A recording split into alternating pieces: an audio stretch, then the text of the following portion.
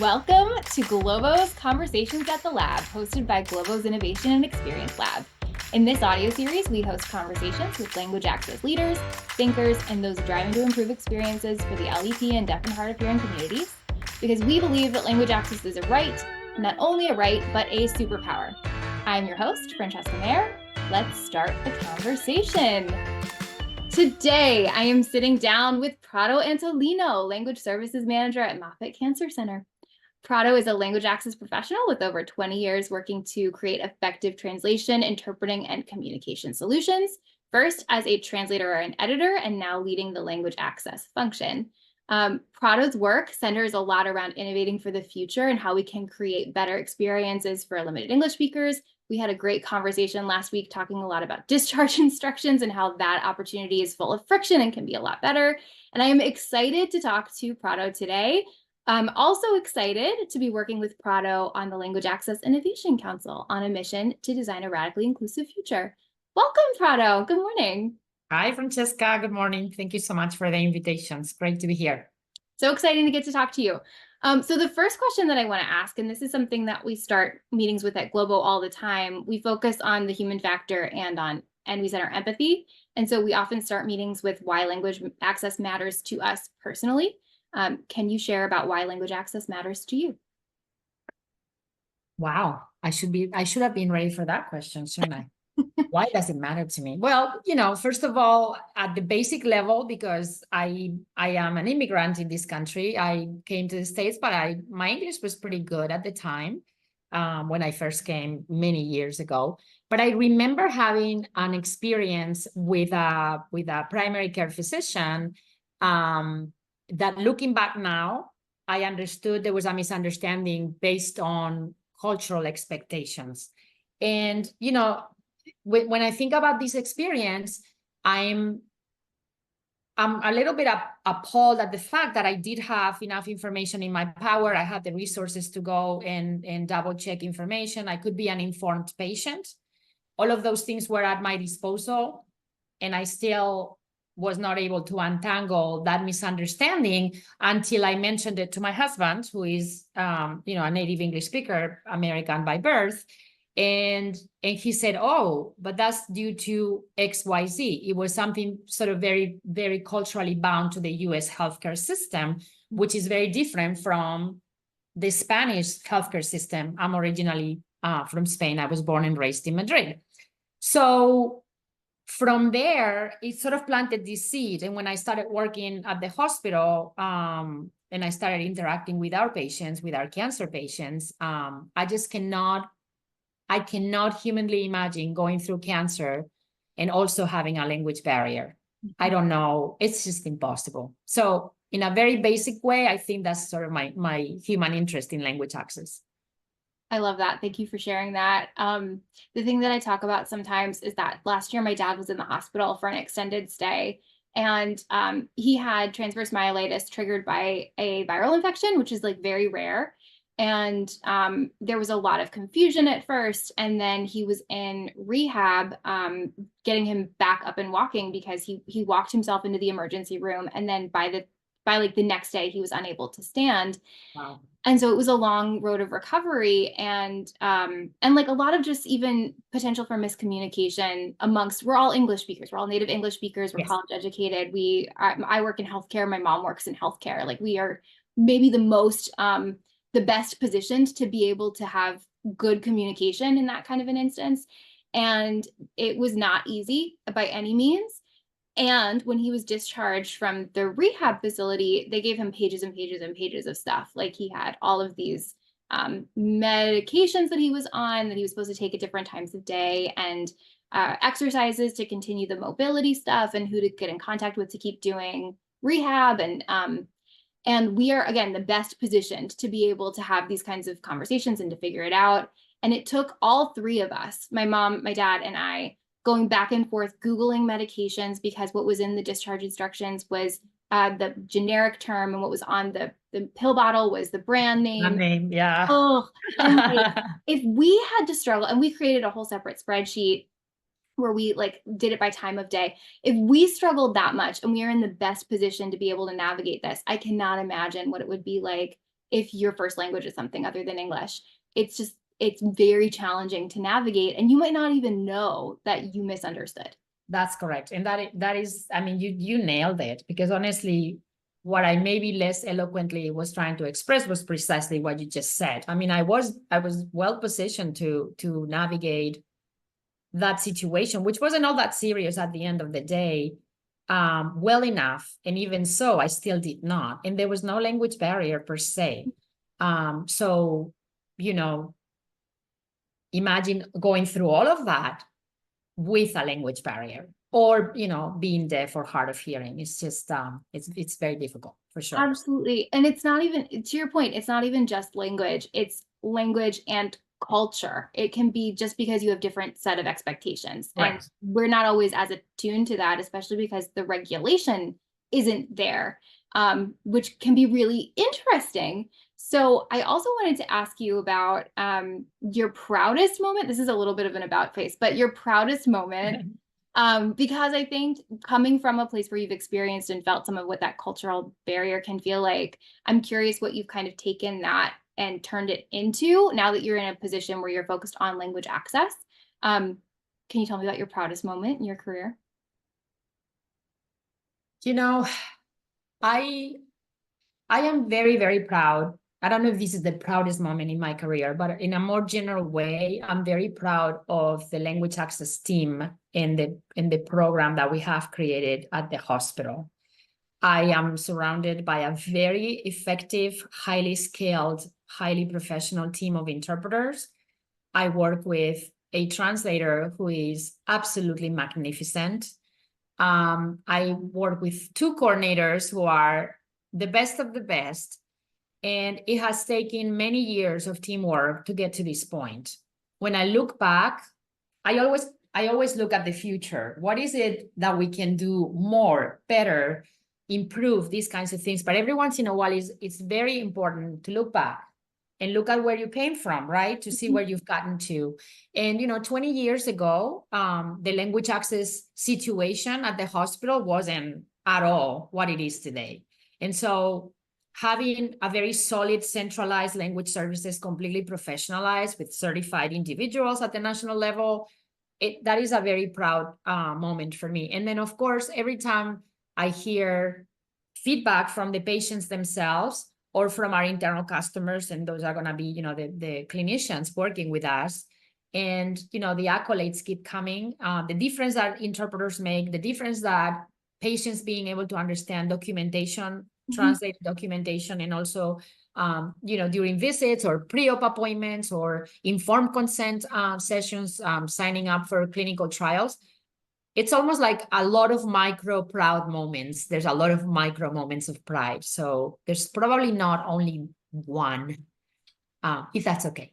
Of course, that's okay. That's kind of great. I think that, I mean, a lot of the time people ask, like, what's your favorite something? And it's like, I don't have a favorite something. Being colored by, like, having your experience be colored by pride for all of these different things, I think is really a testament to the way that you work, that you're, that you cut the cake and it's the same all the way through, kind of. There's a lot of pride sprinkled throughout. Yeah, it's really wonderful. Anyway. Thank you for sharing. Of course. You talked about what language access looked like 20 years ago. What do you think it's going to look like over the next 20 years? Wow. Oof. That is an incredible question, Francesca. I think I have no idea. In a way, I don't. And in a way, I suspect that we're all obviously already interacting so much more with technology. We're going to have to continue to interact a lot more with technology. I think there is I'm trying to think of I know you're asking probably more from the industry perspective, and I'm some of it I'm thinking about how maybe our department is going to look like in 20 years as well. And I think for us, there's going to be a lot of remote interpreting opportunities that are going to come about because of the expansion of the hospital itself, where it's moving into different parts of Florida. there is something about finding, for example, qualified professionals within a specific geographic area that is becoming very challenging as well. So, you know, I think that maybe part of the future, and I don't know that I want to mention artificial intelligence because I'm not prepared to talk about it necessarily, but we are going to contend with it at a much more major level. I mean, we are already interacting with it. I think that the in-person interpreting is going to be potentially modified by this set of circumstances. So if I cannot hire qualified interpreters within the geographic area where I need them, and I need to get out into other states within the United States, and those interpreters are not moving to Florida, then remote is going to be kind of the next frontier, which I know for a lot of interpreters hasn't been my experience, but you know, the pandemic changed the field in very, very significant ways. And, you know, of course, I've interacted with colleagues who are now basically almost doing 100% remote interpreting. It's not the case for us. We continue to do a lot of in-person interpreting, but I feel like that's probably where we're going. And in 20 years is a long time, and technology is advancing so fast, almost week to week. Yeah. I don't think I have the imagination for it. Maybe that's why I'm not a science fiction writer as much as I would like to be. I love that. Well, and I love that you said that, because part of the thing too, so I've been watching, do you know Abstract? It's a Netflix docuseries on the art of design, and it's all of I this. have not. Okay, it's very interesting. Highly recommend. Okay. But there is one episode of Abstract, which is, it follows Neri Oxman, and she's she was trained pre-med, and then she changed to architecture, and then she like took all of her biology learnings and she turned it into like an art installation kind of thing. But what she talks about, and she worked at the MIT Media Lab at the time that this was being filmed, what she talks about is, if we can imagine it, like she does all these crazy experiments where she had she sent like bees into space and tried to figure out how can we make it so that bees can produce honey in space and that they are designed in space. And she did something similar with silkworms, and how can we help silkworms to, I didn't even know that this was a thing, and this is an indulgence and a diversion, but silkworms, apparently in the silk industry, they create silk around themselves. And so the typical traditional way of farming silk is that you boil the silkworms inside the silk and they all die, which is so sad. And such a wow. I had no idea. I didn't know that either. And so she built this experiment. She and her team built this experiment to see if they could partner with silkworms to build something together. So they created like a scaffolding of silk, different silk pieces, like robotic spun silk. And then they put the silkworms on the structure and they directed them with light and heat, and they created the environment to be able to like direct the silkworms to create silk instead of around themselves as part of the structure. Oh, that's fascinating. Wow. Super interesting. And so her whole thing is, people ask her all the time, like, why does this matter? Why do we care? Why do we care that we can send bees to space and they'll make honey? Why do we care that we can work with silkworms to create this structure? And her answer is that we have a responsibility to imagine. We have a responsibility to indulge the imagination, because anything that we're seeing happening now is a response to the technology caught up to what people could think of. So you think of like Star Trek and the communicator device on Star Trek, or science fiction of the past is that directs the way that we think in the future. The hoverboard, which, you know, I don't know, the hoverboards that the youths were all into a couple of years ago, I don't know that they were exactly the same and as delightful as what you see in Back to the Future, but like that directs where our technology goes, is where our imagination goes. And so having people that understand what's going on enough to be able to make informed, imagined futures, I think is really, really important, because otherwise it matters that we indulge our imagination, and it matters that we have the people that understand the challenges imagining, because otherwise we could really easily design things for people that it doesn't matter. Like we have the hoverboard of Back to the Future, kind of like it's a cool thing, but who actually wants to use it anymore? It was a novelty and it doesn't really do anything very cool. So, Right. mhm. Yeah, so I don't know that if I am meeting my responsibility of indulging the imagination in that way, but that you planted the seed, now you've given me a charge, so I'm gonna try to indulge that imagination a little bit more. Well, and I think your answer, even though it's also helpful to think about 20 years is a long time, and we just don't know what the future could look like. And so imagination happens on all scales too. It happens way in the future and it happens in 5 years. It almost feels like, perhaps what's even going to happen in a year, right? Maybe in a shorter amount of time. But anyway, those are sort of some of the big high level ideas that I have. Yep, I love it. What do you think are the major challenges? Speaking about how the hoverboard doesn't really solve the hoverboard as it was designed with the technology that we have doesn't really solve what we were hoping to accomplish with the hoverboard. What do you think are some of the major challenges that are deserving of more attention inside of language access specifically for healthcare today? My hope is that, this is probably not a very, again, imaginative answer. And I am of a certain age now, so I'm probably a little bit old schoolish in some of my answers. I hope that we don't run with the technology so far away that we really forget the human element.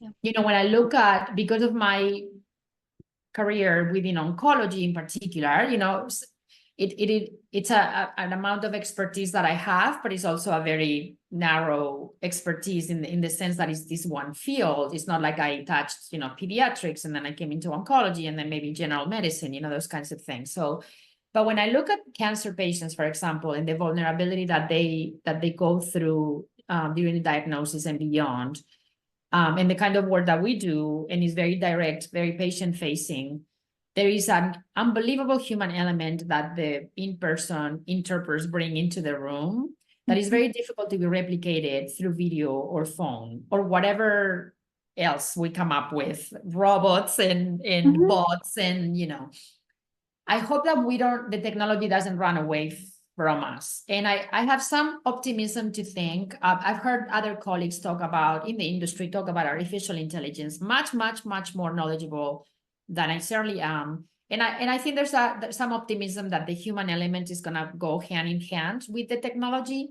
And my hope is that that the hospitals or the legal firms or the government agencies look at the bottom line so much that we're going to start replacing human beings with machines, because then I think we are going to lose that human touch. And to me, that would be an incredible challenge. But I also feel maybe there's people listening to this conversation and they might think, yeah, you're only looking at a very narrow, small piece of this big puzzle. And I will confess that that's probably true. That would be my hope. And I think that would be the challenge as well. And for all of us professionals in the field, what are we going to do to make sure that that doesn't happen? Absolutely, yes. It's something that I've been thinking about a lot, and that we at Globo have been thinking about a lot, is technology cannot solve human problems. Yes. Technology can't solve strategic problems. Technology can be deployed based on what we understand. And so what is exciting about some of the embedded intelligence and artificial intelligence and making and recommendation engines, there's a lot more than just artificial intelligence that can be assistive technology for sure. And what's exciting about that is that it helps take some of the repetitive tasks or the things that you might not be able to see consistently because we are human, and it makes them consistent. And what is exciting about that is that it frees up the human to do more human work, more creative work, more generative work, more things that are new and different, and something that you can't trust the technology to do. And the challenge there is what does the role turn into of the interpreter? Does that level up and become more of a language access role? Something that's one step beyond just strictly interpreting as the technology gets better? Or does it become more specialized? And you become an interpreter that's really well known for your level of empathy and care and your deep knowledge of a very specific culture and medical technology and a very specific culture. And I'm excited to see what will happen with that, because we value the human. We know intrinsically that the human matters in this interaction. Yeah. And what like why, like what's going to be the thing that helps to center the human and keep the human humaning, I guess. And Whitney is our vice president of scheduled services, coordinated services, and she's an interpreter by training. And she was recently talking on a webinar about artificial intelligence, and she talked about help the human do the humaning. And I really, really loved that. I love that. Yeah, I do too. And I think you expanded very well sort of on my thinking. You've done this twice, at least in this interview. I say something and you follow up. I love it. Yeah, I think we are going to need to be able to learn how to interact with technology. And the reality is that technology is wonderful when it is put to good use. This humaning phrase, that word that your colleague came up with, is really fantastic. I 100% agree with it. So I think there's some trepidation, right, from some of us. And I know I'm not speaking only for myself, because I've seen other colleagues express these concerns as well. But I think there's trepidation, but there's also curiosity and excitement about what's to come. And hopefully all of us professionals in the field can navigate those waters successfully, in favor of the patients in this case. Love that.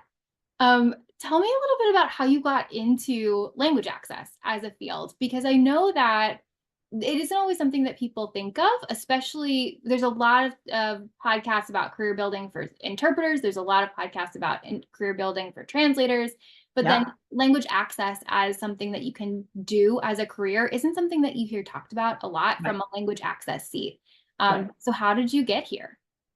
So I think for me, it happened in a very organic kind of way. When I first started working at the hospital, I got a degree. I have my degree in that I got in Spain. My bachelor's degree was in English philology. You guys don't have, I don't think you have that particular degree in the United States per se, but it's humanities/linguistics, I guess it would be a good equivalent. And, when I came to the States, I came to do a master's in translation and applied linguistics from Kent State University. And then I ended up moving, this is in Kent, Ohio. Then I ended up moving to Tampa with my husband. And initially, I was working as a translator in a training and development department for a big, believe it or not, grocery store chain based in Florida. And then I found out that the hospital was looking for a certified Spanish translator whose specific role was to be translating informed consents from English into Spanish for clinical trials. So I got hired into the job.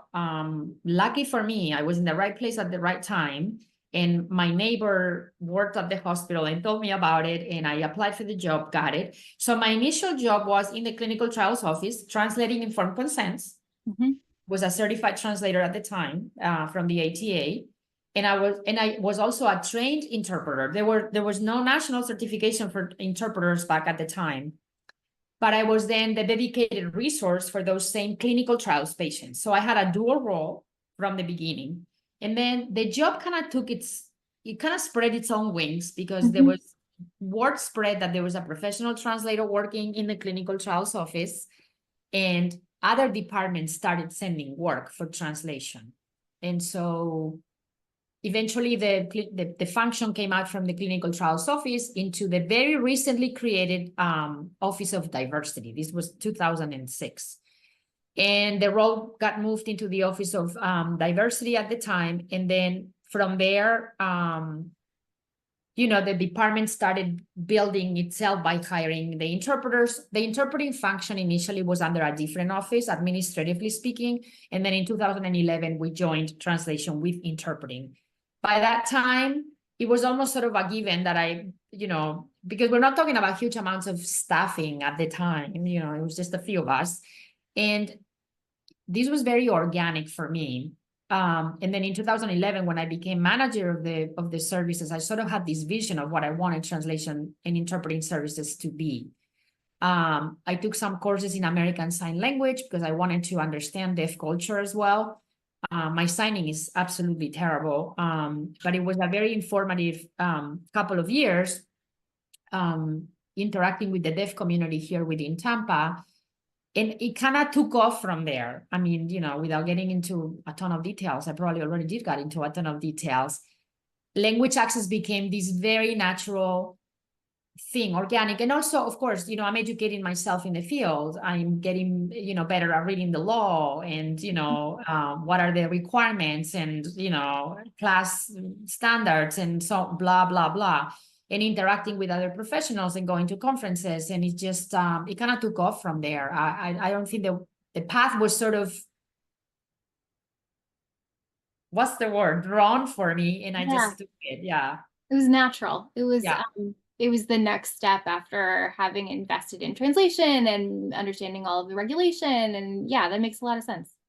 And I honestly, I have to say that I consider myself very, very lucky because, I was when national certification for medical interpreters came about, I was one of the first batch of interpreters certified in Florida. And what a luxury and what a privilege to be able to work with what I love most, because I love this profession so much. I just love it. And when people ask why or why did you get into this or why do you like it so much? And honestly, when you break it down to its most common, simple, basic parts, the communication, the bridging that gap in communication, I just love that. And I love being able to read a text and break it down and put it into another language and polish it. I mean, the learning that comes with this job, if you're a curious person, this is the job for you. You never have to stop learning unless you want to. You can become lazy and do nothing, but if you want to, you can learn and learn and learn. I mean, I feel very, very privileged, to be honest. I love that. And I had never even really considered the concept of breaking down a text as a translator. Because I'm not a translator by training. I don't come at this from a language bent. I come at it from a designer's bent. And like breaking down a text as a designer is like breaking down what are these thematic things and how do we put them into a format that's going to help people. And thinking about it from a translator's perspective, of course, you're going to do the same thing. Of course. And diving into the meaning and helping to make, I mean, translation is so creative, and I don't know that we always think of it that way, but you're making hundreds of choices for every sentence. Yeah. In order to preserve meaning and make sure that it's understood in both languages. And so I guess I thank you for sharing that with me. I hadn't really considered.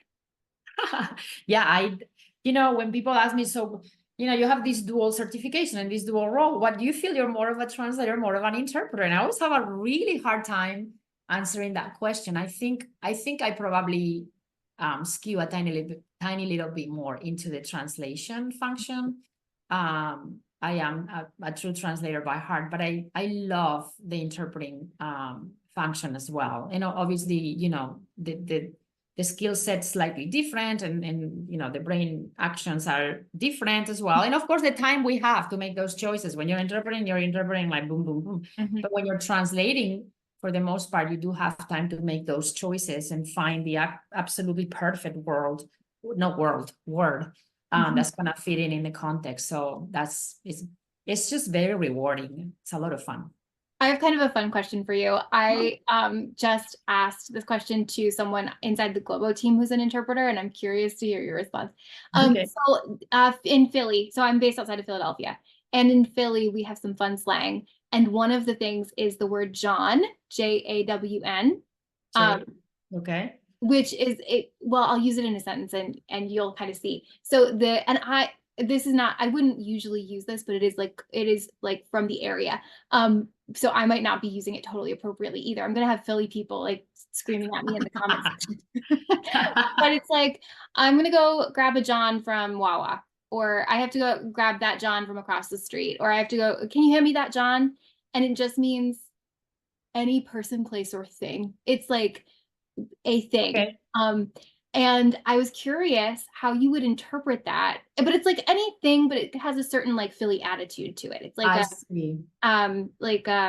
it is more colorful than just like saying thing. So Okay. I was asking, like, how would you interpret that? And it was really hard for the interpreter that I asked. So I'm curious, how would you interpret that?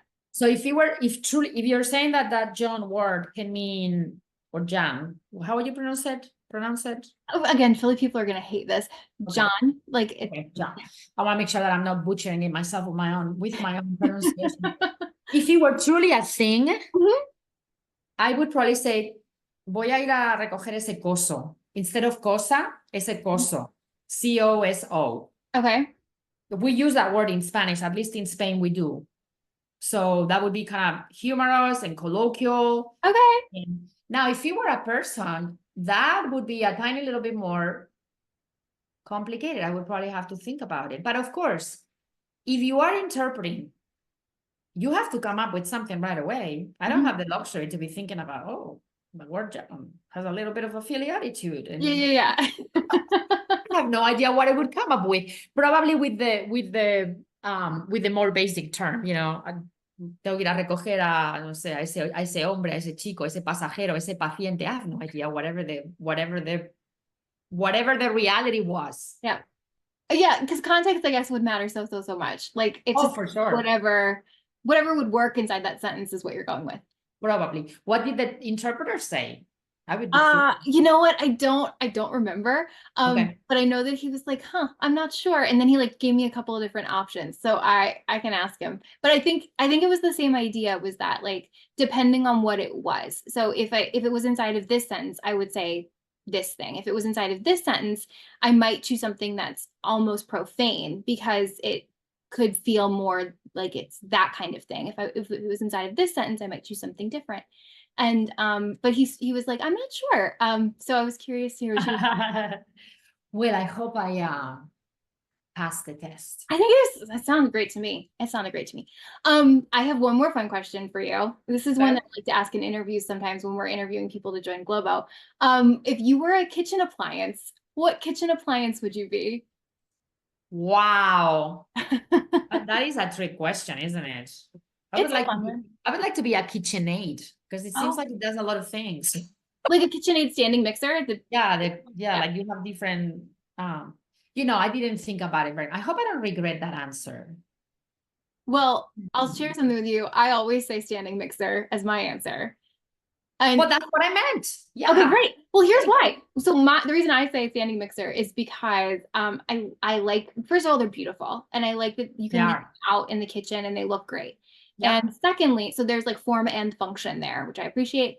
And the second thing is that they incorporate all the ingredients together, but they don't destroy any of the ingredients. So it's not the same thing as using a blender where you're chopping up the chocolate chips and there's something different. You're incorporating them into the batter so that you can make beautiful chocolate chip cookies where you can still see the chocolate chips. So it's all about respect for every individual component and helping them to come together into something harmonious. I am so glad I chose that. The KitchenAid is the stand-up mixer. I just used the brand, but I meant that because it has those different, what are those things called? Complements. The attachments. Tools, the different tools. Yeah. So you either incorporate or you beat or you whatever. So, yes. Love that. Okay, great. You know what is funny? So I was interviewing a bunch of data people at one point, and they all said, for like a data scientist position, they all said refrigerator. I thought that was fascinating. That makes a lot of sense too, right? Yeah, I wouldn't have even thought about refrigerator as being a kitchen appliance. It seems like it is, obviously. But it is, yeah. It's just like part of the kitchen. But none of them could articulate like what about being a data scientist made them say refrigerator. But it was fascinating. Did they explain it? I mean, because at face value, I'm thinking, are they conserving or preserving the data? Yeah. The integrity of the data? Totally. Well, I also think there's something about it being large and it having items in it. Like like there's things, you could categorize the things. You could do like the vegetables go in the vegetable drawer. I feel like there's something about that too. Oh, fantastic. Yeah, I thought it was interesting. Well, standing mixer is great. It's a great one. Do you have any questions that you wish that we talked about that we did not talk about? Anything that you feel really passionate about? You want to talk about discharge instructions? Oh, so much. Yes, let's do it. I feel like that's all I talk about. No, I will mention briefly, you and I have talked about this before, and just for the sake of having it in this recorded in this conversation, I continue to believe, as a translator, interpreter, language access professional, that discharge instructions translation in the healthcare system in the United States appeared to continue to be a humongous area of opportunity. Technology companies out there, EHR people out there potentially listening to us, please do something about it. Please, please, please. I feel there's almost a level of stubbornness about this particular topic, because we're talking so much about technology. We're talking so much about what does the future look like. We're talking so much about how fast everything is advancing. This is the United States, and nobody has figured this out. How is it possible? That is a great question. It's a great question. How is that possible? How is it possible? It is one of the most visible touch points, which it seems like it should be ripe for, like, that's the one that we have to solve for. I think part of the challenge, at least part of the challenge that we've run into sometimes, is the timing piece. And we talked about this last time too. Yeah. The fact that you want to be able to discharge when you're ready to discharge, and that translation can take time.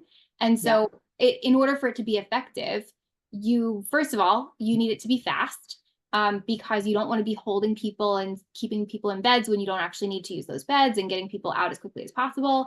And secondly, it has to be human reviewed. And those two things can go in contrast with each other, but the regulation is that it has to be human reviewed.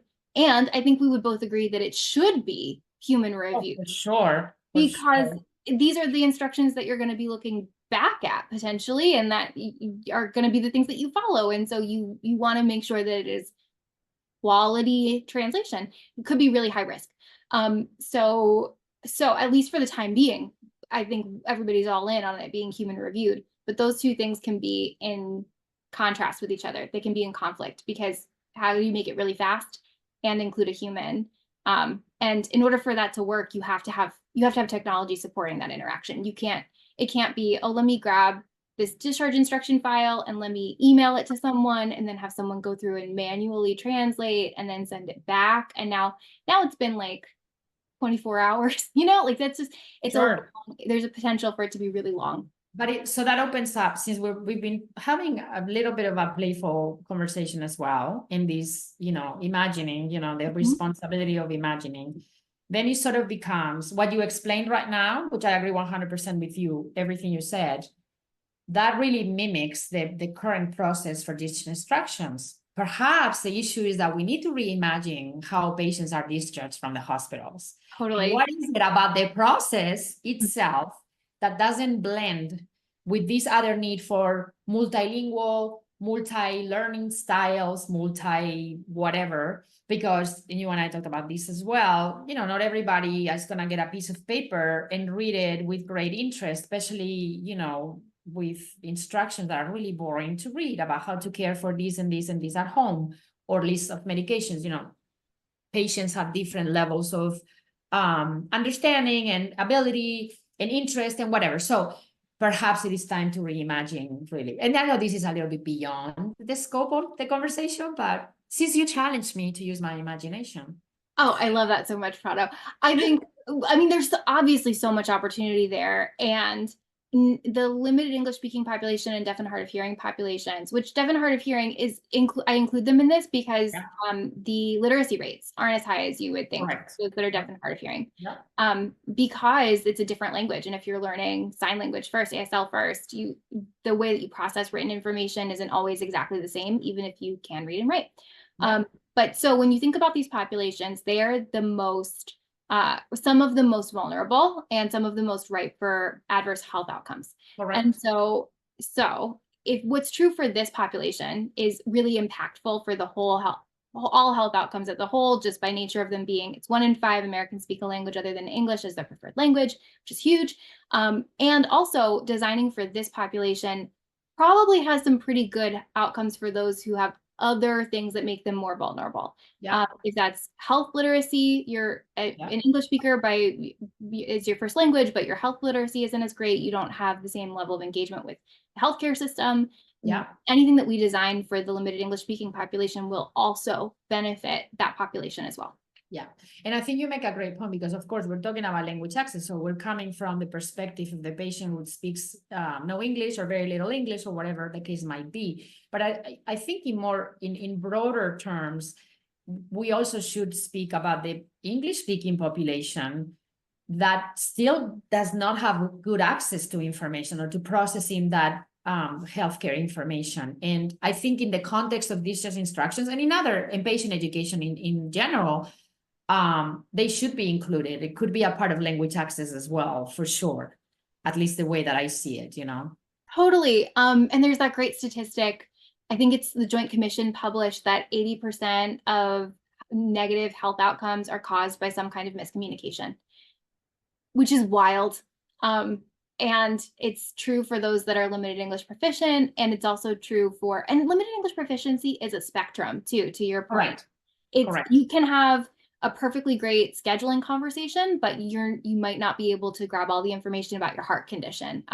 Absolutely right. It's a spectrum. And then on top of that, there are lots of ways to have really bad communication inside the healthcare system. It's not known for being really well designed and really easy to understand. Yeah. And there's also those stats about health literacy between English speakers and non-native English speakers. And it's like that really intense looking graph. And so we focus on the gap because I don't remember the exact numbers, but there's this huge gap. But if you just take away the limited English speakers, the English speaker number is not good either. Right. So we focus on the gap, but really there's more work to do. Even if we were to make it equitable and close the gap in health literacy, there's still more work to do for the entire population to get everyone to a place of understanding, not just being able to navigate kind of, sort of. I agree with you 100%. 100%. That was a great point. Well, we got to solve discharge instructions. Who's going to do it? We're going to do it. I know somebody's going to do it. This is where my optimism is going to come into place. Come on, somebody's going to do it. I agree. And maybe we'll talk about it in our first council meeting. And I'm pretty sure it's going to come up. All right, well, there's no way it's not going to come up. I mean, it's so important, and it crosses so many different functional areas too. It's EHR and informatics. It is the whole discharge process and the clinician and what the clinician's obligation is and how they function, which is another challenge that we didn't even touch on. The amount that we are expecting clinicians to do and remember, and all of the clinician burnout post-pandemic and seeing people leave the profession. So it crosses a lot of different paths. And then also the administration and how, as administrators, can we make it more transparent to see if have discharge instructions been translated? Has this been made accessible? The whole thing, it kind of crosses a lot of different barriers, which is why it's important that everyone talks to each other. It does. You're right. And that's why it's so important that there's so many perspectives represented into the council. Because, when I talk about these topics, a lot of times I think to myself, perhaps my perspective is narrow because I look at these particular topics really from the language and the understanding perspective, the translation and the interpreting perspective. But that's just really one piece of the much bigger puzzle. And there's a lot of other information that I might not have access to, as a matter of the job that I have. And so all of those, everybody talking to each other, they're not working in silos. I know a lot of people, maybe people listening, I want to be like, yes, please, let's not work in silos. I know, we talk about this among us in the hospital, like why are we not talking to each other? Why is the right hand not talking to the left hand? Which, by the way, I'm talking about my hands a lot today. That's all true. So let's talk about it, people. Great, I love it. Also, I'm Italian, so I also talk with my hands a lot. So I love it. And that's a great plug for the council. So if you're listening and you're interested in joining our Language Access Innovation Council, don't hesitate to reach out. We want to have these kinds of conversations on a broader scale and to be able to pull on different kinds of resources, leverage different perspectives, get people talking to each other, and then decide what it is that we need to do in order to have enough information to make change. So if this kind of conversation excites you, please reach out, and we hope to see you there. Prado, any final words? No, this has been great fun. Thank you so much. It's been wonderful, and I'm excited, to work with you guys and to have other colleagues join and other perspectives, and we're gonna resolve some issues. I hope. I'm I hope so hopeful. too. I hope so too. Thank you for joining. This has been so fun.